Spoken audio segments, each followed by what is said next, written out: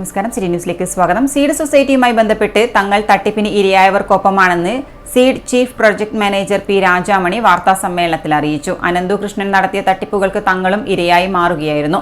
തികച്ചും സ്ത്രീ ശാക്തീകരണം ലക്ഷ്യമിട്ടുകൊണ്ടാണ് പദ്ധതി നടപ്പിലാക്കിയത്. പിന്നിലുള്ള ചതി മനസ്സിലായില്ലെന്നും സീഡ് അക്കൗണ്ട് വഴിയാണ് തങ്ങൾ നിക്ഷേപകരുടെ പണം അടച്ചതെന്നും രാജാമണി പറഞ്ഞു.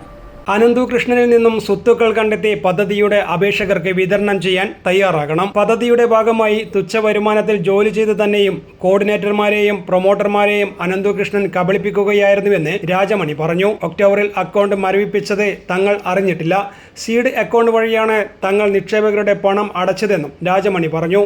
ഇതിൽ നമ്മൾ ഏറ്റവും കൂടുതൽ ജനങ്ങളോട് കൂടുതലായിട്ട് പറയാനുള്ളത്, നമ്മൾ ഈ ഒരു പ്രശ്നം രാഷ്ട്രീയത്തിൽ ഇവർക്ക് നഷ്ടപ്പെട്ടിട്ടുള്ള പൈസ നമ്മൾ എല്ലാവരും, ജനങ്ങളും നമ്മൾ ഉൾപ്പെടെയുള്ളവർ ഇടപെട്ടിട്ട് വാങ്ങിക്കൊടുക്കാനുള്ള നിയമ സംവിധാനത്തിലേക്ക് വന്നിട്ടുണ്ട്. ജുഡീഷ്യൽ അന്വേഷിച്ചുകൊണ്ട് അതിൻ്റെ കാര്യങ്ങൾ നീങ്ങുമ്പോൾ അതിൽ സഹകരിച്ചിട്ട് മുന്നോട്ട് പോകാൻ വേണ്ടിയിട്ടാണ് എൻ്റെ ഭാഗത്തുനിന്നും നമ്മളുടെ എല്ലാ കോർഡിനേറ്റർ ഭാഗത്തുനിന്നും പ്രൊമോട്ടർമാരുടെ ഭാഗത്തുനിന്നും പറയാനുള്ളത്. ഇതിൽ നമ്മളും കൂടി ഇരകളാണെന്നുള്ള കാര്യം വേറൊരു മുഖമാണ് അതിൻ്റെത്. ഇരകളായിട്ടാണ് അതിൻ്റെ കൂടെ നമ്മളെ പ്രതികളാക്കിയിട്ട് ജനങ്ങൾ കാണുന്നത് ശരിയല്ല.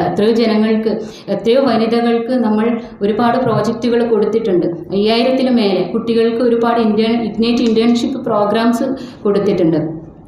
ലാപ്ടോപ്പുകൾ കൊടുത്തിട്ടുണ്ട്.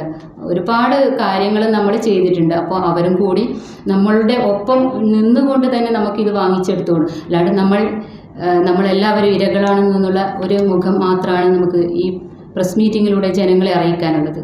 ഇന്ത്യയിലെ വിവിധ ഏജൻസികളുടെ ദേശീയ കൂട്ടായ്മയായ നാഷണൽ NGO കോൺഫെഡറേഷന്റെ ഇംപ്ലിമെന്റിംഗ് ഏജൻസിയായ പിയാർഡ്സിന്റെ സപ്പോർട്ടിംഗ് ഏജൻസികളായാണ് കണ്ണൂർ ജില്ലയിൽ വിവിധ ബ്ലോക്ക് പഞ്ചായത്തുകളിൽ സീഡ് സൊസൈറ്റികൾ രൂപീകരിക്കപ്പെട്ടതെന്നും രാജമണി അറിയിച്ചു.